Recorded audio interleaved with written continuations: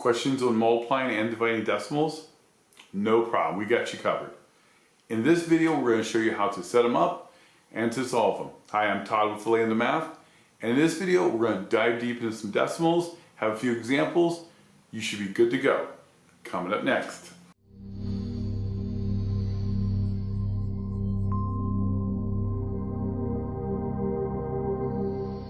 The biggest problem I see when kids are trying to multiply or divide decimals is getting the rules mixed up with the rules for adding and subtracting.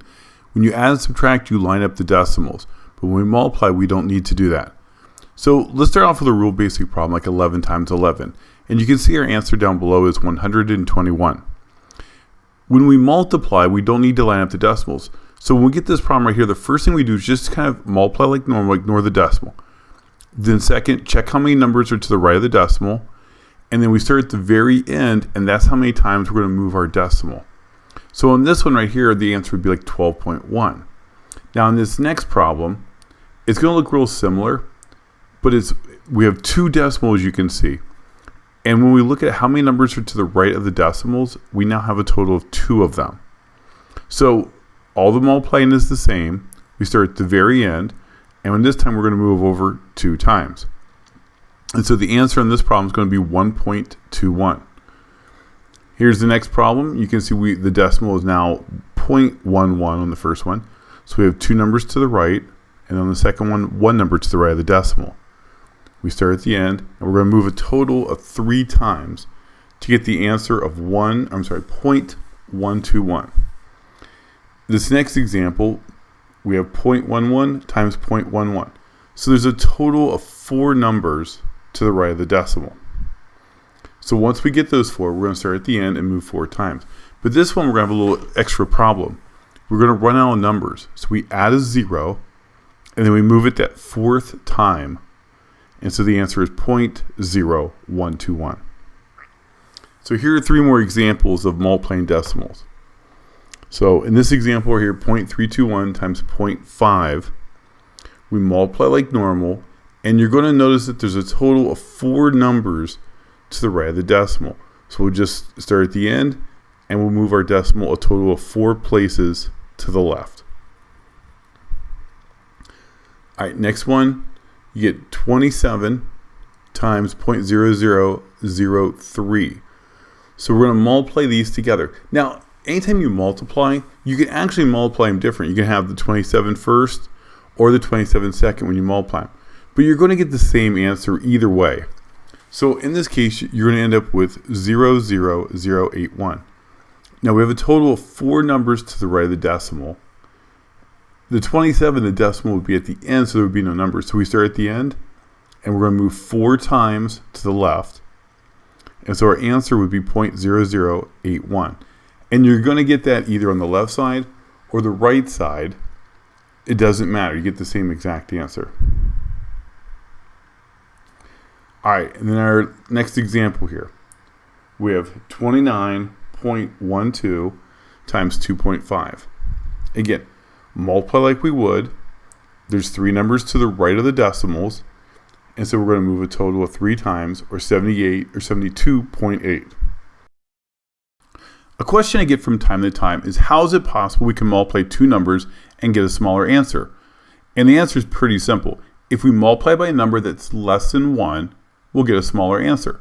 So in this example, 0.25 times 8, and we're going to get a number that's less than 8, we're going to get 2.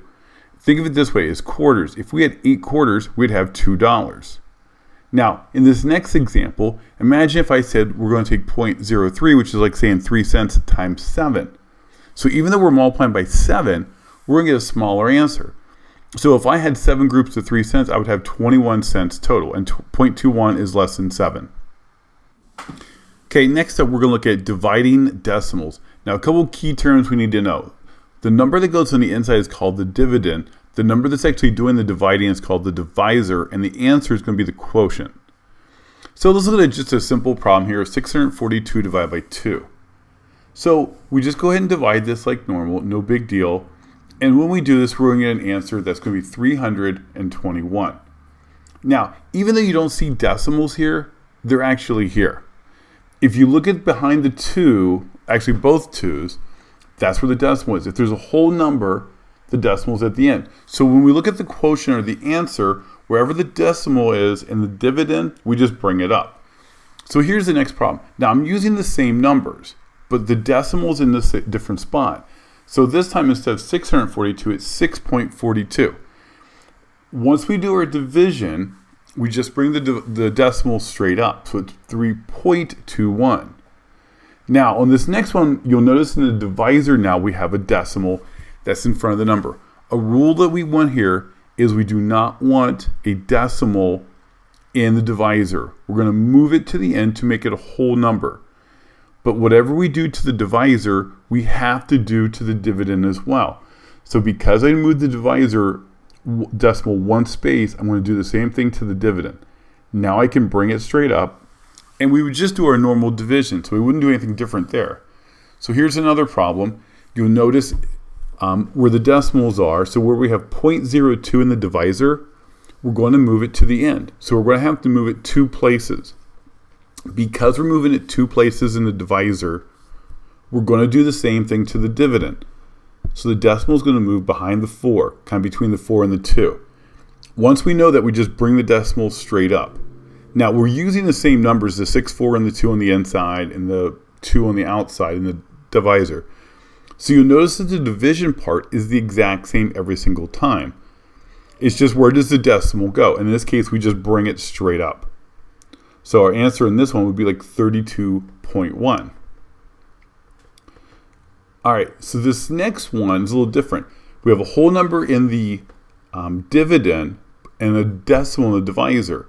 So we're still going to move the decimal behind the 2 and make that a whole number. But remember, we have to do the same thing to the dividend, but there's no number. We're still going to move it one place, but we'll just add a 0 now. Now, what would happen in this situation, because we just moved it 1, and the decimal moved over here 1, what we're going to have to do is we actually bring this 0 down.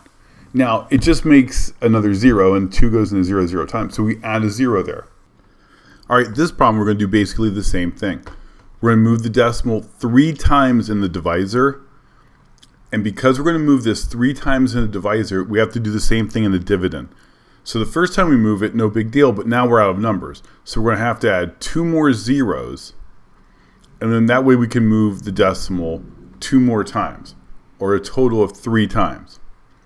Now, what we'd end up doing here is we end up taking the zeros and bringing them down. So when we do that, you're going to find out that the number 2, which would now be the whole number of the divisor, would go in there 0 times, and you'll bring down another 0, and 2 would go into that 0 times. And then our decimal would just go straight up. So the answer to this problem is actually 32,100.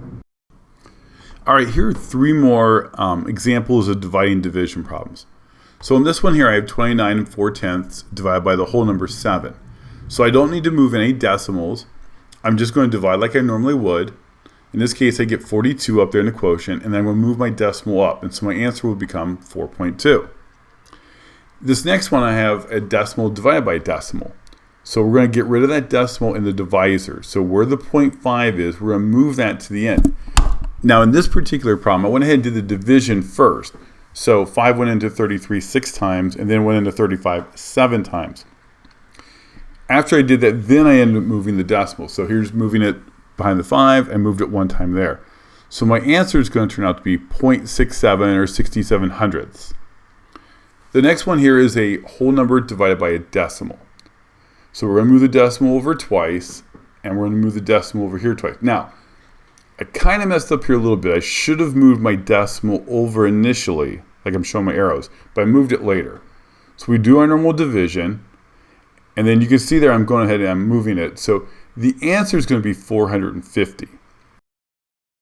A question I get sometimes is, how can we divide a number and get a bigger number? And this is similar to multiplication, and it deals with we're dividing by decimals. So in our first example, we're taking 1.2 and we're dividing by 0.05. Kind of like $1.20 divided by 5 cents. And you can see we could get 24 piles of 5 cents. On this one, it's like $1.20 divided by 15 cents. And when we do that, we'd get 8. So we're taking 1.2 dividing, but we're getting 8. Well, thanks a lot for watching. Consider liking and subscribing to our channel. And you can follow us on Instagram, Twitter, and of course at thelandofmath.com.